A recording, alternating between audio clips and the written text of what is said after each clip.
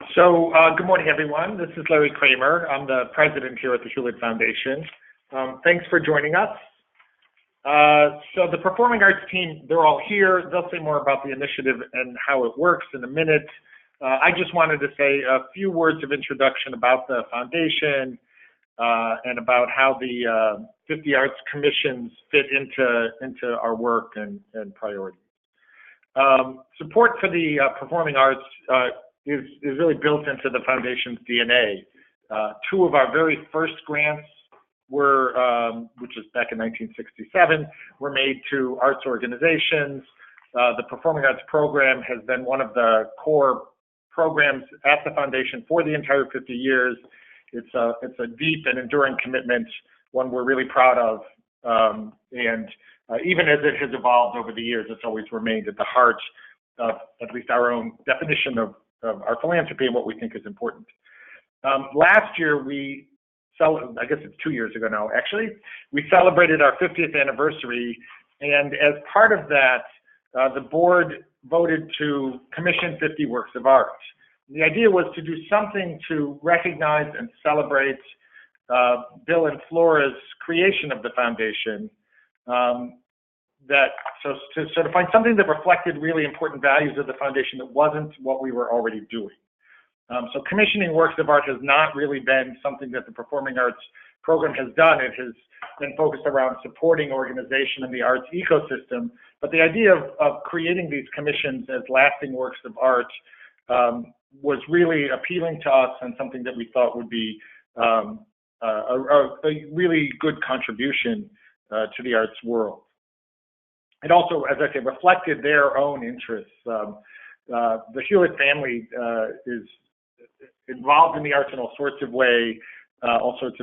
Walter, who was co-founder with his parents, PhD in music, and has been a composer and a musician his whole life, and so on. So it really is an important part. And a lot of that is because what the Hewletts believed and what we still believe today is the arts really are both a reflection of the best of humanity, but also something that help us understand ourselves and our world better. They challenge us to rethink limits, to feel deeply, to comprehend our relationship with the world in new ways.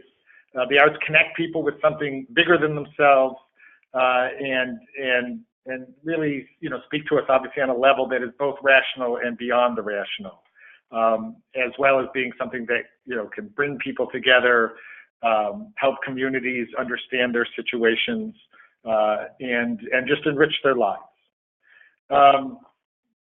So the 50 Arts Commission is one of the ways that we're just trying to continue to speak to what's happening in the arts world around us. Last November, we awarded the first 10 awards. We're doing 10 a year with a different discipline each year. Last year, the discipline was music, and the outcomes, the 10 finalists who got the commissions were amazing. It's really, the applications that we got were great. The entire process were an amazing collection of proposals that were made, and the 10 awards that were ultimately made are pretty amazing. If you haven't, you should take a look at the projects that got selected on our website. You'll see it's both a huge variety, but also a really high level of artistic excellence in each of them. And they'll all be premiered here in the Bay Area and so on. So that's what we're looking for out of this year's awards. And so we're grateful to you for taking the time to join us this morning. We're really looking forward to seeing what you propose. And with that, let me turn it over to our new program director for the Performing Arts, Emiko Ono, who will talk to you a little bit about the process and the initiative. Good morning, everyone. This is Emiko.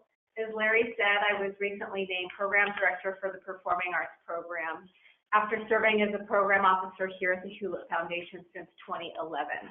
I could not be more excited about this role and to tell you more about the Hewlett 50 Arts Commissions program this morning. But before I dive into describing the initiative in detail, I wanted to make clear that we're going to save most of our time during this webinar this morning to answer your questions. And you can ask those, you can ask them now or as they come to you as we move through the presentation, you can ask them by typing into the text box on your screen at any time, and we'll queue them up and answer them later in this webinar. I also want to say that everything that we share during this presentation is on our website, and we're also recording this webinar, and we'll make it available online later. So don't feel like you have to take exhaustive notes. Just allow yourself to sit back and listen and really think about what questions you want to pose for us during this time. As Larry mentioned, the Hewlett Foundation has been supporting the arts in the San Francisco Bay Area for 50 years. And today we provide grants to nearly 250 organizations with about $20 million in annual funding. Our preference with our core portfolio of grantees is for multi-year general operating support grants that enable those organizations to chart their own course. This commissioning initiative is something different, and we're really excited about that. It's a complement to our ongoing grant making, providing support for Bay Area organizations to work with world-class artists on the development and premiere of new works. And these are really new works that we're thinking about in terms of their exceptional quality and enduring value. Our goals for the initiative are ensuring Bay Area audiences continue to have access to world-class art and the creation of 50 new works of performing arts that we hope will go on to challenge and inspire people locally as well as around the world.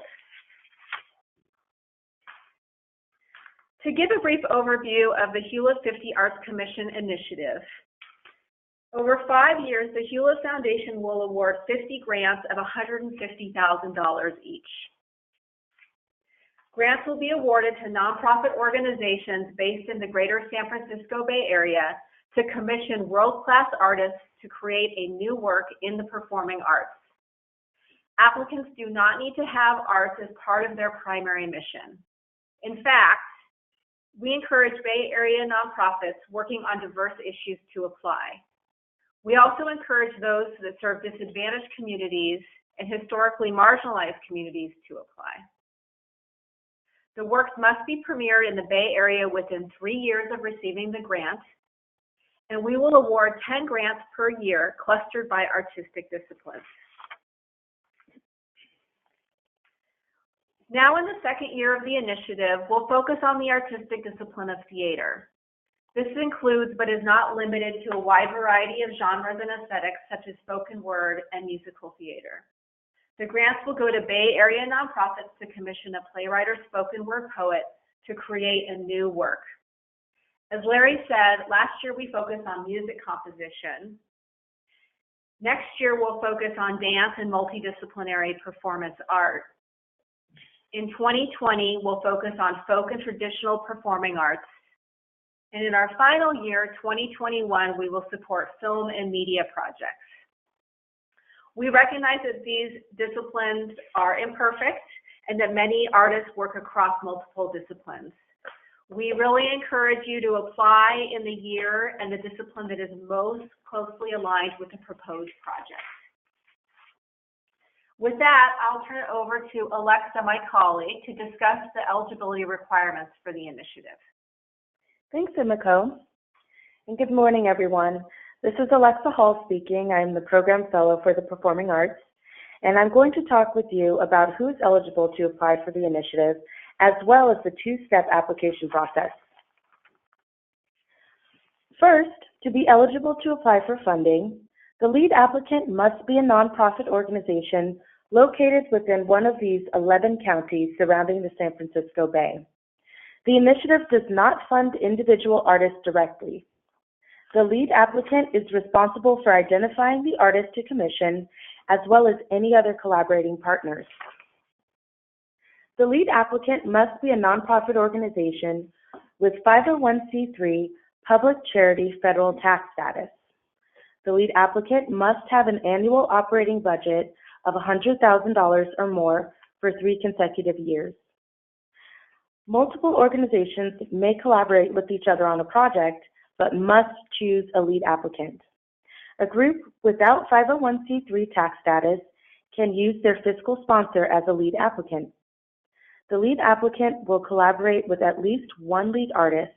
the playwright or spoken word poet, and we expect 2/3 of the Hewlett Foundation grant dollars to be designated to that artist and their direct expenses in creating the work, including travel and local accommodations. If the lead applicant would like to commission an ensemble or collective, it must still choose a lead artist. Grants for the 2018 pool will be awarded to projects commissioning a playwright or spoken word poet to create a new work. Projects must premiere in the Bay Area between January 1st, 2019 and December 31st, 2021. A lead applicant and lead artist can only submit one application per year. Fiscal sponsors may be the lead applicant on multiple projects in a single year. If a lead applicant or lead artist has received an award previously, they are ineligible to apply in the future. And finally, projects currently receiving the Bodie Special Award or Creative Work Fund grants are ineligible to apply. We have a two-step application process. The first step is a brief letter of inquiry open to all Bay Area nonprofits. The second step is a full proposal, which will invite the 20 most competitive applicants to develop. Here's our timeline. The lead applicant completes an online letter of inquiry by the deadline of April 20th. We will assemble a panel of experts in theater, musical theater, and spoken word to review the LOIs, and they will remain anonymous during the selection process. This expert panel will carefully review the letters of inquiry, and the Hewlett Foundation will provide responses to all applicants by July 18th. The 20 most competitive LOIs selected by the expert panel will be invited to develop full proposals by August. Full proposals will be reviewed by Hewlett Foundation staff using our selection criteria, and the grant recipients will be announced in December. To be clear, the LOI portion of the application process, in green here, is open to everyone who meets our eligibility requirements. The second full proposal stage, shown here in red, is by invitation only. In following years, we will repeat this review cycle for the remaining disciplines. To apply for a grant, the lead applicant will complete our online letter of inquiry form. The link is on the Hewlett 50 Arts Commission's homepage. The letter of inquiry is a short overview of your project. It will include the following elements: a narrative outlining the content and intent of your proposed project, up to 3 artist work samples, which can be embedded, attached, or uploaded, a resume or CV from the lead artist, a project budget for which a simple template is provided, and financial documentation for the organization. Instructions about how to fill out the application are available on the website. Now I'm going to pass it on to my colleague, Jessica. Hello, everyone. My name is Jessica Mealy, and I'm a program officer in the Performing Arts program. And by the way, thank you to everyone who submitted questions online. We're looking at them right now, and we'll get to them later in the webinar. I'm going to share a little bit about the selection criteria we'll use for determining which projects to support. And just as a reminder, these criteria are described in detail on our website. So feel free not to take notes and just listen. You'll be able to find everything I'm saying on the website. First, artistic excellence is the primary criterion we will use in our decision making. We are looking for exciting new works of the highest quality in a variety of theatrical styles and genres that mirror the diversity of the Bay Area, from the traditional to the experimental. We encourage lead applicants to commission lead artists. This year, that means playwrights and spoken word artists whose work is compelling, significant, and of enduring value. Lead applicants can work with artists from around the world at any stage in their career, from emerging artists to those well-established in their careers. We will judge artistic excellence based on factors that include technical mastery, originality, innovation, inspiration, and the distinctive niche of the commissioned artists and organizations, as indicated by work samples. Lead applicants will be asked to describe the work's style, format, themes, and the process of creation. Lead applicants will also describe how the project supports its mission and why the organization is interested in working with that particular artist. The second criterion we're using in our decision-making is community engagement. We're seeking projects that make a deep impact on the communities the lead applicant serves, projects that highlight genuine engagement activities that create a connection with the community. This aspect is demonstrated by the quality, relevance, and depth of the described community engagement activities. Lead applicants will be asked to tell us about who their intended audiences are and how they will be engaged in the work. Our third criterion is collaboration and leadership. We encourage collaboration for these projects and believe competent leadership and planning are essential for success. The most competitive applications will show strong leadership and a clear plan for collaboration both between artists and organization, and also potentially among additional nonprofit partners if that is applicable to your project. Lead applicants will be asked to describe the roles and responsibilities of the artistic and organizational leadership, the contributions of any collaborators, and provide a timeline for the project. Our fourth criterion is financial capacity. We believe an organization must have healthy financial capacity to achieve the goals of the project. This is demonstrated by the fiscal health of the lead applicant and the viability of the project budget. While we do have a minimum organizational budget requirement of $100,000 for lead applicant organizations, we encourage applications from any organization that meets that requirement. We recognize that the lead applicant's cost of mounting a performance and so its share of the grant funds may vary depending on discipline. Keep in mind that we would typically expect projects to designate 2/3 of the award to the artist and their direct expenses in creating the work, including travel and local accommodations. In no event should the lead artist's fee be less than $50,000. Lead applicants will be asked to provide financial statements, including a balance sheet and an income statement, and to complete a brief project budget template. And with that, I will turn it back to Emiko. Thanks, Jessica. So we've covered Hewlett Foundation's long-term commitment to the arts. I shared an overview of the initiative. Alexa reviewed the eligibility requirements and also the two-step application process. And Jessica covered our selection criteria to determine which projects are most competitive. Now we'd like to address the questions that you have for us. Feel free to continue typing in your questions. We've got several here, but I think we'll have time for more than what we've got up on the board right now. As a reminder, you can ask them by typing into the text box on your screen. And we're doing this as the mode of asking questions rather than unmuting you because we've got lots of people on the line.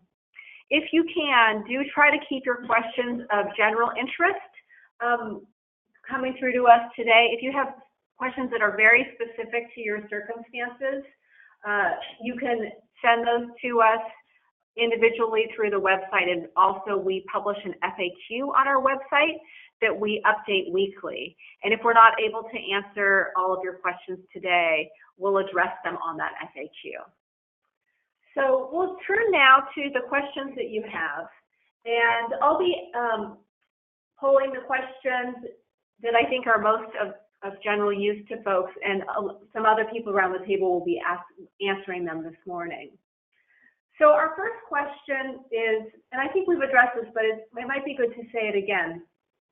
Could artists apply for their projects through a fiscal sponsor? Alexa, do you want to? Yeah, so again, the lead applicant is not an artist themselves. A lead applicant is an organization. So if there is an organization that is using a fiscal sponsor to apply as, you can think of them as the presenter of the project, then they can apply in conjunction with the commissioned artist. But we don't give grants directly to individual artists. Great. Another question is, can one organization apply for separate projects for different years? Yes, so actually an organization can apply for separate projects in different years. This is a really good question, and one that we've gotten a lot because a lot of work that we're seeing is interdisciplinary, and a lot of organizations present different types of work. So the only thing that would hold an organization back from applying with a new project in a future year is if they were successful with a project in a past year. So you can apply as many times as you see fit with a project that you would like to present, but if that project is successful, you won't be eligible in a future year.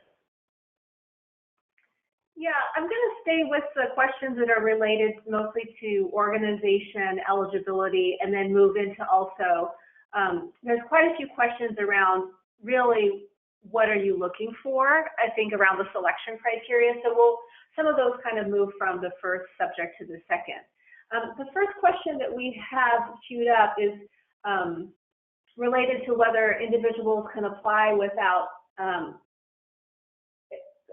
but there's a second kind of question around, they're asking around, what is the size of the organization? Does the organization have to have a lot of visibility and strong marketing? Because they're thinking, I think this question is really, how strong is the organization and what's the reputation of the organization? How much is that dependent on sort of the project? Could you talk a little bit about how marketing and organizational profile fits in, if at all? Yeah, I think Jessica spoke to the fact that we do have eligibility requirements such as budget size for the organizations, but I think as you'll see from last year, we actually are looking for organizations that might not be the splashiest, most easily recognizable organizations. As long as you fit the eligibility requirements, we actually are looking for the most compelling projects that are really well thought out and are relevant to communities in the Bay Area and will have enduring value. One thing I'm not sure that we mentioned is that, or we weren't explicit about, is that any organization, regardless of being an arts organization or not, is eligible to apply. Any 501c3 meeting the eligibility requirements. So we're really looking at organizations that have the capacity to present the work that they're proposing and have a deep connection with the artist, and then projects that sound really compelling and that can be impactful to communities that we serve. All right, our next question, and I'm moving here into, there's a few questions around the money, to be blunt. The first is around, does this mean the grants must be $150,000 exactly? So there'll be exactly 50 grants of $150,000 each? That's an awesome question. So this is the second year of the initiative, and some of you may have seen last year that we said you can apply for grants of $100,000 to $200,000. What we found through the process is that most people were applying for grants of around $100,000. So what you'll see when you get into your LOI application, when you create your profile, is that there is a budget template, and based on the needs of your project, as close to $150,000 as you can get for the portion of this grant is appropriate. We don't have a preference of whether this is the only source of funding for a project or not. So if you have other sources and the project is over $150,000, you can include that in the budget as well. There's space for that. And if you have questions during the process, we're happy to answer those questions for you. But as you get into the LOI proposal and see the forms, it'll become a little bit clearer what we mean by the budget guidelines. And does 2/3 of the artist allocation include production expenses? So that's a really good question as well. We expect that the lead artist fee should be no less than $50,000. So that's sort of the floor with that. And we anticipate that the rest of the costs for production, for any other artists that might be involved in the piece but are not necessarily the creator of the piece, not the person who's getting commissioned to create the new work, can come out of the other the rest of the grant for production and things like that. So those other costs, including lodging and travel, Mm-hmm. would be on top of the $50,000 fee, not, Yes. wouldn't be diminishing from that $50,000 Exactly. fee. Yes. Okay, Thanks for great. I clarifying. think that answers another question that we had. Great. So I'm going to move back to, or I'm going to move over to, well, actually, let me stay with money for just one more moment. Mm-hmm. Someone asked a great question around giving examples of direct expenses for lead artists. Mm-hmm. Could you give us a sense of what are those direct expenses? Yeah, so direct expenses for lead artists may include travel or lodging if the artist isn't from the Bay Area and needs to be housed to do rehearsals or workshops and things like that. It can also include materials for the production and materials that are particular to that artist that they might need that other artists might not need. So direct expenses that the artist needs for creating this work that wouldn't be expenses that the organization would incur regularly for just their regularly scheduled productions. Okay, one more money-related question, and then I'm going to move on to a different topic so we can come back to this. How have you seen expenses structured in the budget when there are multiple groups involved? Mm-hmm. Do you see the lead artist paying their artist partners out of that 2/3 that covers direct expenses? Mm-hmm. Yeah, that's, I'm glad that you asked that question. So our budget template is not super detailed, to be honest. What we need to know is, you know, who the lead artist is, who the lead organization is. We will glean from the rest of your proposal and the narrative what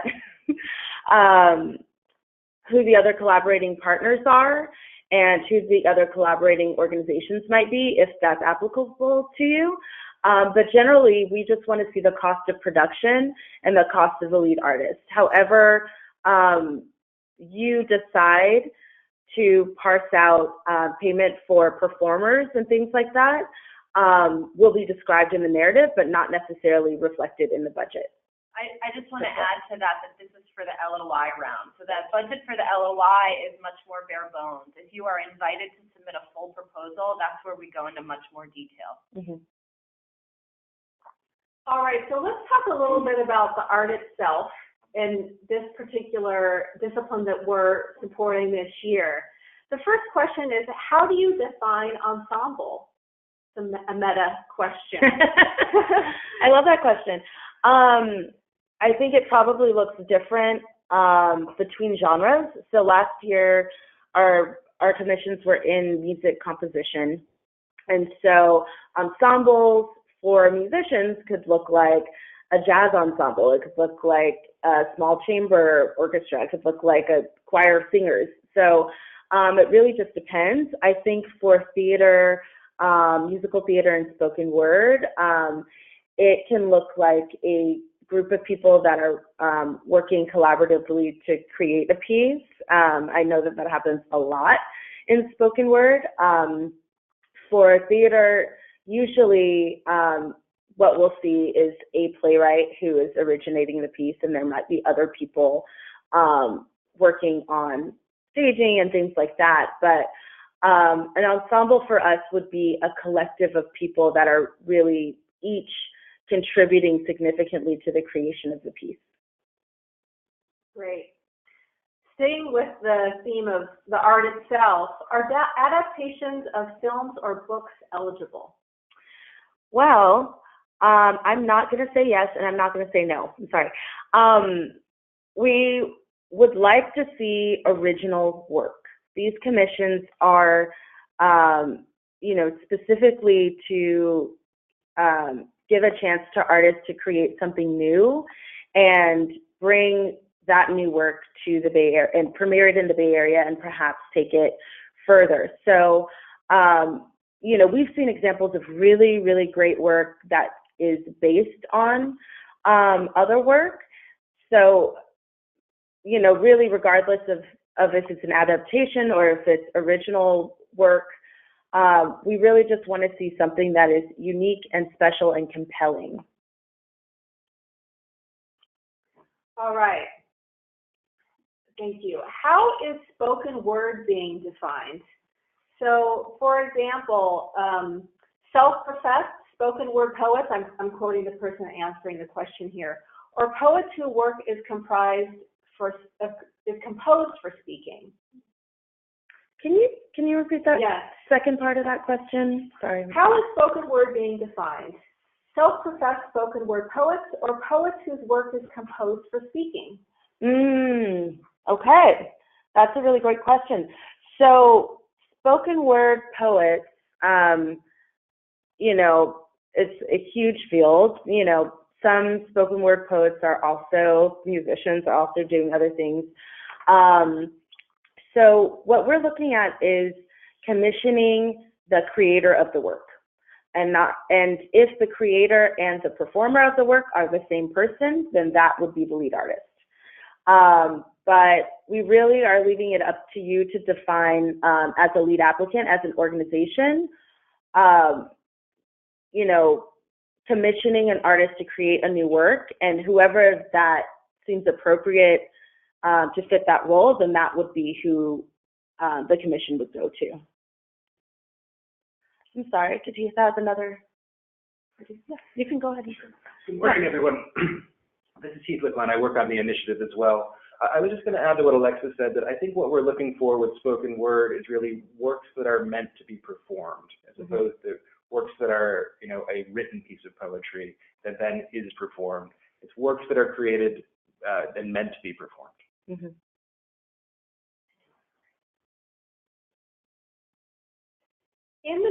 Next question. In the musical theater category, must we identify a book writer and composer, or must we choose a lead artist?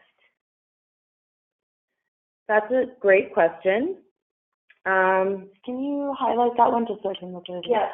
A book writer and a composer.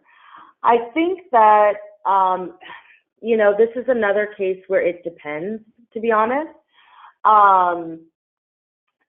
Some of the time what we saw, for example, with opera and music, is that the creator of the work was multiple people. There was a librettist and then the music composer. So in those cases, we can take a look at the budget and see how it's appropriate to your project. Generally, it would be appropriate to commission the person if the work started as a book who's adapting it for stage. So I think, but you do not have to choose, you do have to choose one person to be a lead artist. If I could just jump in there as well. The lead artist category that we have is really, it's a function of our internal process as well, and we need to have that for our system. So, we recognize that with something like musical theater, you're often looking at a team of a person who's writing the book and a person who's writing the music. We would just want you to select one of those to be named as the lead artist, and whoever's most appropriate for the project is who you should name as the lead artist. Thank you. So I can take this next question, which is, are librettists for opera qualified to apply? Unfortunately, music and opera were the disciplines that we supported last year, and they're not eligible to apply in this category around theater.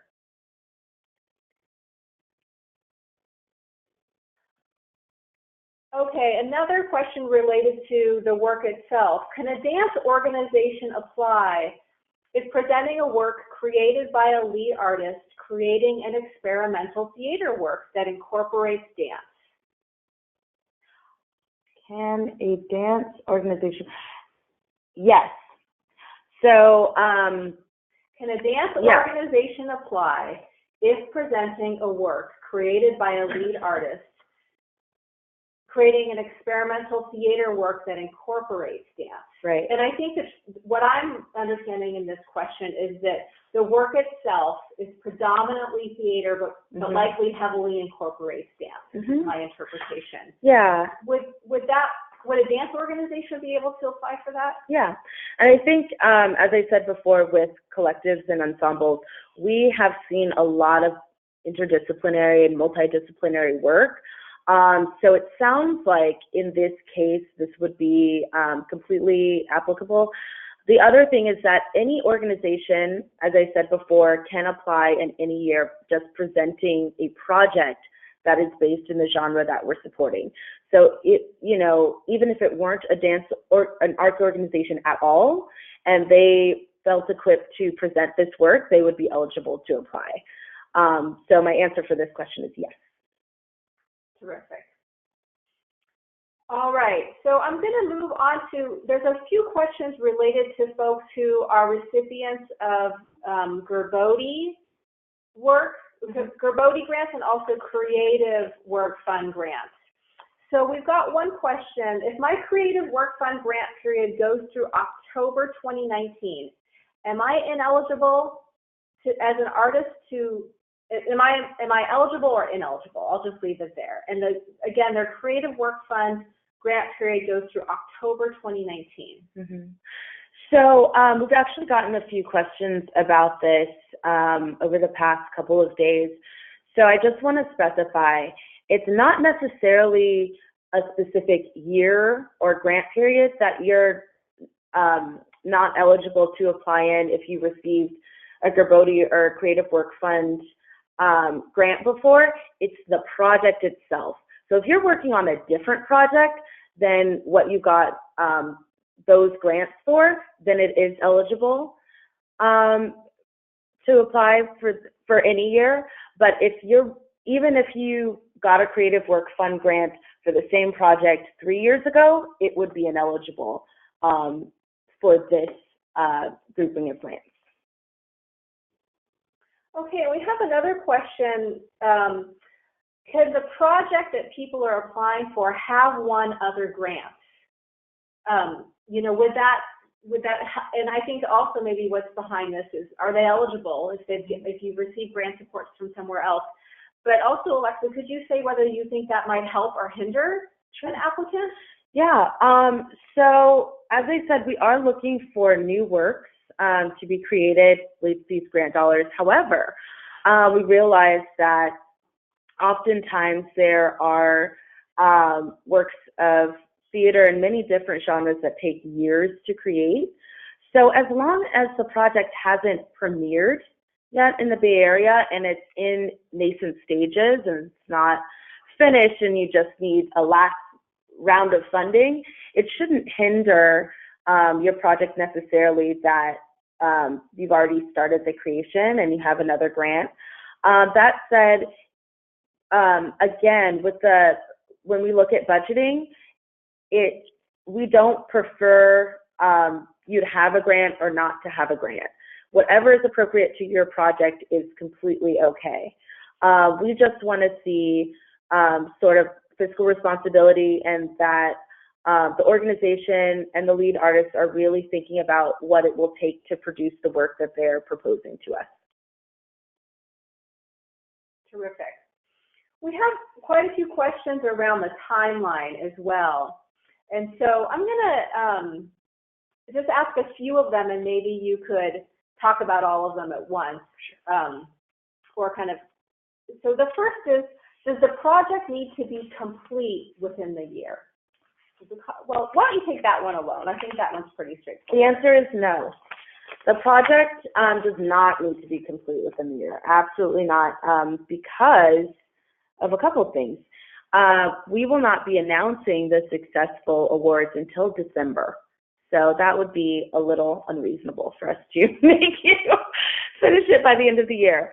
The work does, however, need to premiere between December of this year and, January of next year, January 2019, and December of 2021.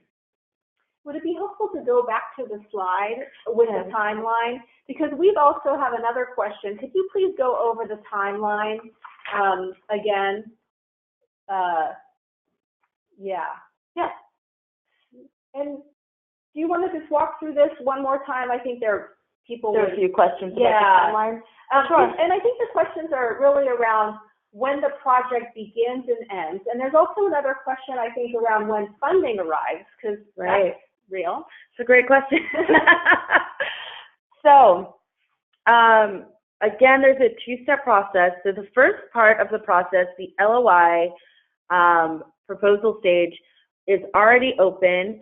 You can go onto our website and create a profile for your organization and start filling that out and ask us any questions while you're working on that. So the deadline to submit a letter of inquiry application is April 20th. After all of the applications are submitted, so it's not a rolling application process. Once everyone is submitted, we will start the review process. And once those first set of letters of inquiry are reviewed, you will get an answer about whether your proposal will move forward or not. So out of all of the letters of inquiry, our expert panel will decide on 20 finalists that will work to develop their project ideas further than the letter of inquiry stage. And that will be due in August. So that'll happen between July and August. I'm sorry, there was another question in there. Yeah, I think the questions are really around if folks do make it through the LOI and the full application and they're successfully awarded a grant, when does the artistic project begin? When is the work intended to be premiered? And when does the grant period end? Okay.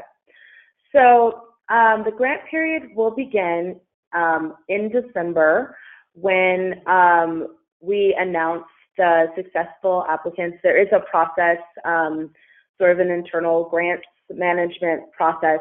However, after we, at that point, it's actually a pretty short timeline, and grants will be received probably in the beginning of the year. And I can't give a blanket statement because sometimes things come up on the grantee end.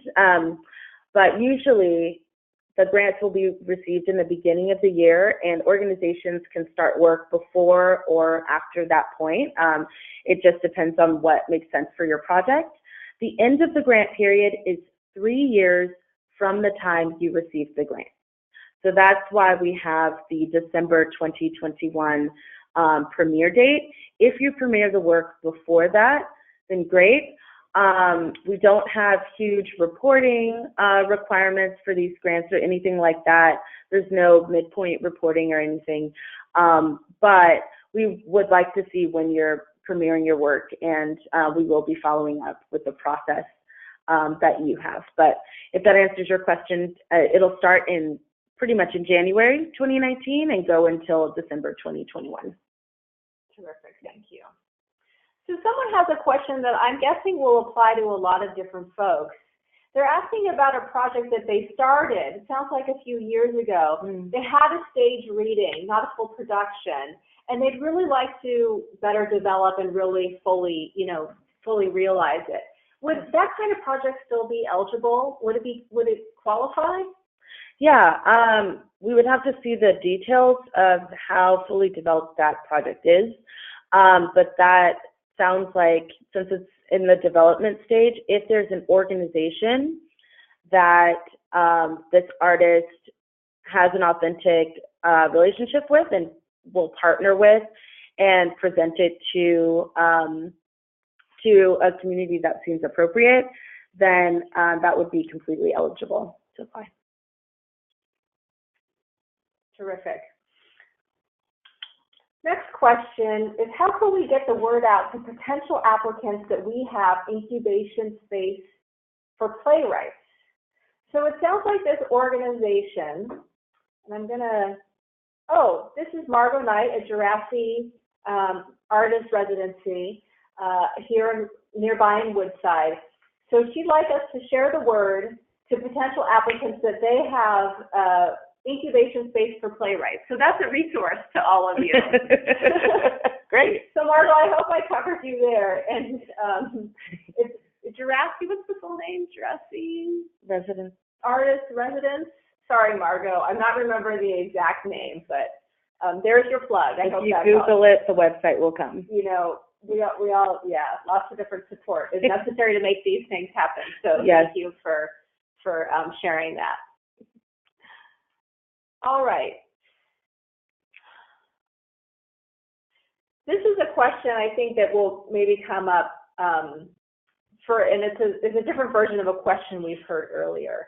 For musical commissions with multiple lead artists, book writer, composer, lyricist, how should the artist be compensated?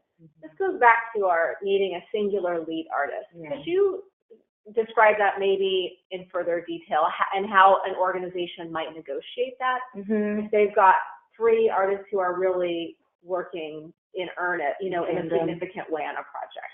Yeah, and again, we did see this come up a few times last year when we were supporting music composition.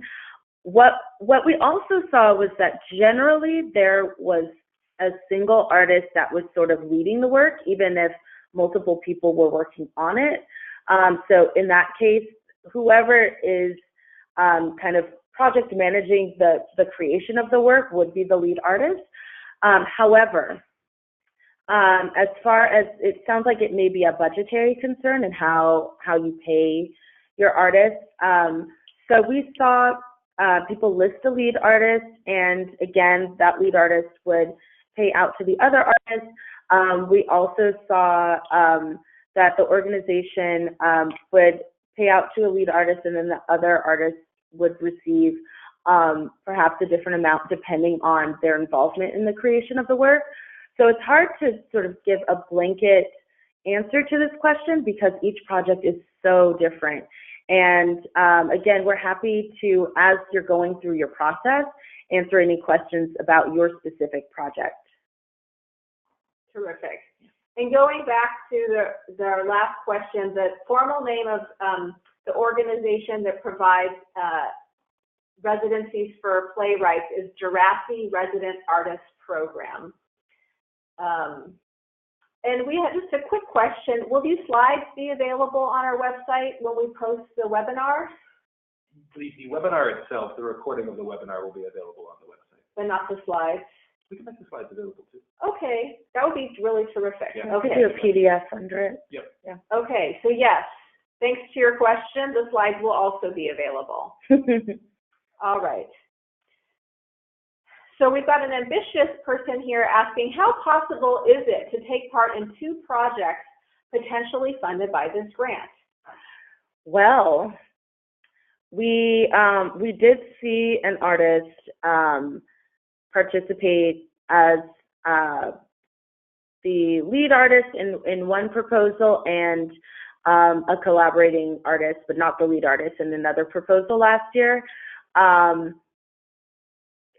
They were not successful in both projects weren't successful in receiving funding. However, if they were the lead artists on both proposals, it would have created issues in making both projects eligible at the full proposal stage.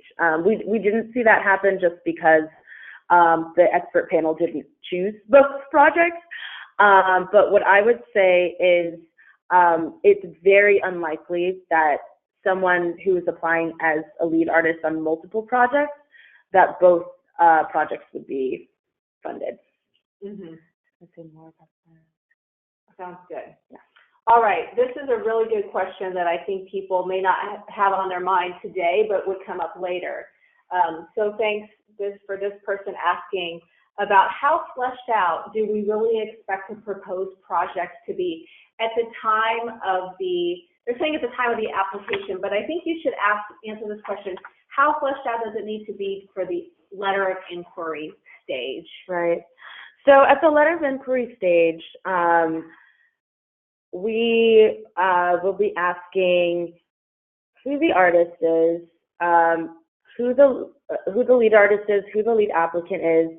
We'll be asking information about the lead artist, so we'll need a CV, we will need work samples, but we'll also be asking about the project itself. So we are looking for full concepts, and that can include venue of the premiere, estimated dates of the premiere we'll be asking as well. And we understand that this is a long, months-long process, and these things can change. But mainly what we're looking for at the LOI process is that there's good collaboration and leadership within the project. There's collaboration that's clear to both the artist and the lead applicant, that the work has been thought through, how it's going to be presented, where it's going to be presented, who are the potential audiences, and that the artist is appropriate to present this work, and so is the organization. But details of the project itself will be further fleshed out in the proposal stage, full proposal stage. Terrific. Must the lead artist be a playwright or spoken word artist, or might he or she be a composer, performer, or director auteur? We are looking for creators of new work. So for this genre, and again for music last year, we really looked to those who are creating the new work rather than directing the work on stage, or for example, an auteur and putting sort of their stamp on a new work. We're really looking at the originator of the new work itself. So that would be the playwright, that would be the spoken word poet themselves. Okay, we're going to go back into budget land for a little while. There's several more questions around this. Great. Will you be making smaller grants as well, say $75,000? We will not. Okay, that was straightforward. And someone has a question around how much ought to be allocated to the community engagement piece of the project, which is a great question. That is a really great question. We do not have a set amount that needs to be allocated towards community engagement or community impact, or even marketing or anything like that. But we, community engagement is one of the criteria. So if in the narrative you're describing some huge community engagement process of workshops and whatever else, and it looks like something like that will take a lot of monetary resources, it would make sense to reflect that in the budget. I would also add, this is Jessica, that the guidelines with regard to community engagement emphasize quality and depth and not quantity of activities. Mm-hmm. Actually, if I could add one thing on that, I think this would actually be a good place to look at last year's successful projects. The way they're approaching community engagement is quite different, very varied in how they're doing it. Some of it does require more monetary resources, some of it does not, but all of them have in common, Jessica was saying, a really authentic effort to engage the community in the development and the production itself. Terrific. I think that's a great way to address a few other questions that people were asking for examples or elaboration on the community involvement in the development process. And again, that's a really wide range, and I think it would be a disservice to call out just a few. But going back and looking at those 10 awards from last year will give you, I think, a good sense. And we're also looking for you to be creative and really fit the process according to what the piece is and your organization, its relationship with those communities. Yeah, oh gosh, we're running out of time, but let's see. I think we have time for maybe two more. And again, the questions that we do not address, we will address through our frequently asked questions document that's available on our website. There's also an email in which you can send us your specific questions, but we will try to get back to you. Quick one, are organizations receiving general operating support from the foundation eligible?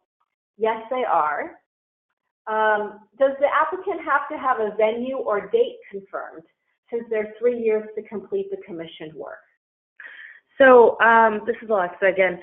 You don't have to have it confirmed, but you should have a good idea of when you anticipate to present the work.